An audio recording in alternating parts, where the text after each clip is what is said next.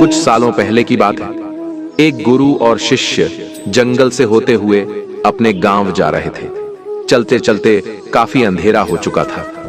शिष्य ने अपने गुरु से कहा, गुरुजी, रात काफी हो चुकी है, अगर आप कहें तो आज की रात यहीं आसपास के किसी गांव में गुजार लें।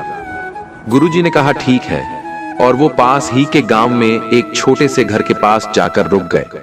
और घर के दरवाजे पर शिष्य ने आवाज लगाई तो उस घर से एक आदमी बाहर आया। तभी गुरुजी ने बोला, हम अपने गांव जा रहे थे, लेकिन काफी रात होने की वजह से हमने इसी गांव में रुकने को सोचा है। क्या आज रात हम आपके यहाँ रुक सकते हैं? वह आदमी बोला, हाँ, क्यों नहीं, आप दोनों अंदर आ जाइए। अब जैसे ही गुरुजी अंदर गए, उन्होंने देखा कि उस आदमी के घर में बहुत ज्यादा गरीबी थी। गुरुजी ने उस आदमी से पूछा कि आप काम क्या करते हो? वह गरीब आदमी बोला कि मेरे पास बहुत सारी जमीन है। तो गुरुजी ने कहा, अगर तुम्हारे पास बहुत सारी जमीन है तो इस तरह से क्यों रह रहे हो? वह आदमी बोला, यह जमीन किसी काम की नहीं है। गांव वाले बोलते हैं कि यह बंजर जमीन है, यहाँ पर कुछ भी नहीं उगाया जा सकता है, और वहां पर फसल उगाना बहुत बड़ी बेवकूफी है। गुरुजी ने कहा कि फिर तुम्हारा गुजारा कैसे होता है? उस आदमी ने कहा, मेरे पास एक भैंस है जिससे मेरा पूरा घर चलता है। ये सुनने के बाद गुरुजी सो जाते हैं, और रात में जब सब लोग सो रहे होते हैं तब गुरुजी अपने शिष्य को उठाते हैं और उस गरीब आदमी की भैंस लेकर अपने गांव चले जाते हैं। ये सब देख शिष्य ने अपने गुरु से पूछा, हे गुरुजी, कहीं आप ये गलत तो नहीं कर रहे हैं? उस गरीब आदमी की रोजी रोटी इसी भैंस की वजह से चलती है। गुरुजी ने कुछ नहीं कहा और अपने शिष्य की तरफ मुस्कुराते हुए आगे बढ़ जाते हैं। इस बात को तकरीबन 10 साल गुजर गए और जो गुरु का शिष्य था वह बहुत बड़ा गुरु बन चुका था। एक दिन उन्हें उस गरीब आदमी की याद आती है कि मेरे गुरु ने उस आदमी के साथ अच्छा नहीं किया था, मुझे एक बार चलकर देखना चाहिए कि वह आदमी अब किस परिस्थिति में है।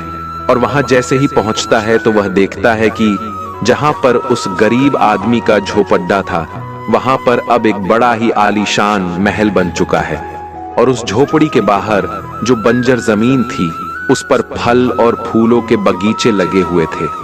तभी उधर से उस घर का मालिक आता है। शिष्य उस आदमी को पहचान लेता है और उस आदमी को बोलता है, तुमने मुझे पहचाना, मैं अपने गुरुजी के साथ आया था, हम एक रात के लिए आपके यहाँ रुके भी थे। वह आदमी उसे पहचान लेता है और बड़ी मायूसी से बोला, हाँ, कैसे भूल सकता हूँ उस दिन को, आप लोग तो बिना बताए ही चले गए, पर उसी दिन ना जाने क्या हुआ, जो मेरी भैंस थी वो ना जाने कहाँ चली गई और आज तक नहीं लौटी। कुछ दिनों तक तो मुझे समझ ही नहीं आया कि मुझे क्या करना चाहिए और क्या नहीं, लेकिन जीने के लिए मुझे कुछ ना कुछ तो करना ही था। तो कुछ दिन मैंने मेहनत मजदूरी शुरू करके कुछ पैसे इकट्ठे किए और उन पैसों से मैंने अपने खेतों में फसल उगाई। आखिर में मुझे अपनी मेहनत का फल मिला और आज मैं इस गांव का सबसे बड़ा और सबसे अमीर आदमी बन चुका हूँ। यह सब सुनकर वह शिष्य बोला, लेकिन ये काम तो आप पहले भी कर सकते थे।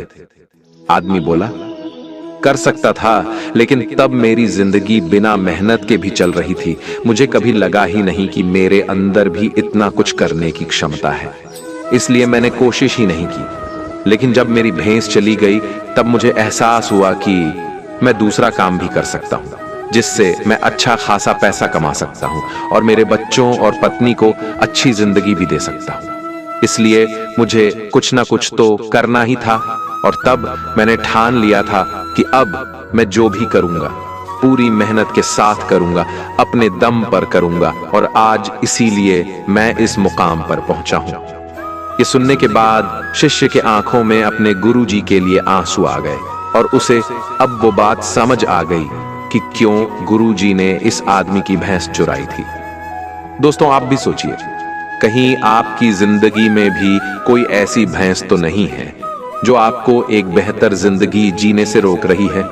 उस भैंस ने कहीं आपको बांध कर तो नहीं रखा है? अगर आपको लगे कि ऐसा है तो आगे बढ़िए, हिम्मत करिए और अपनी रस्सी को काटिए और आजाद हो जाइए। जो आपके पास है उसे खोने का डर मत पालिए, क्योंकि आपके पास खोने के लिए बहुत ही कम चीजें हैं। पर सोचिए, अगर आप कामयाब हो जाएंगे तो पाने के लिए पूरी दुनिया आपके पास है। तो जाइए और उसे पाकर दिखाइए और अपनी जिंदगी को एक सफल जिंदगी बनाइए।